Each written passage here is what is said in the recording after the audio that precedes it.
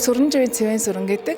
Маа нутгийнхан цэвэн ааж гэдгээр айгуу сайн мэднэ. Аав маань бол Говьтай аймгийн Тонхол сумын Соён бригадын одоо бригадад насаараа тийм агент хийж исэн. Тэрнээсээ Тонхол сумн дээр худалдаа алтгэлийн ангийн нэрээр ороод мөн худалдаа алтгэлийн дарга хүртэл ажиллаж исэн. Энэ ажиллаж исэн ийм одоо 83 та хөгшин байгаа.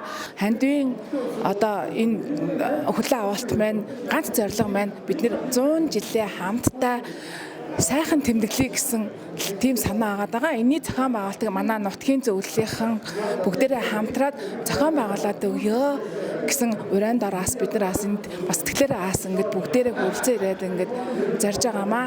Ийм учраас та бүхэн бүгдээрээ 100 жилдээ очиороо бүгдээрээ нутгийн зөвлөлтөд холбоо бариад зохион байгуулалтанд орцгоороо гэж уриалмаар байна.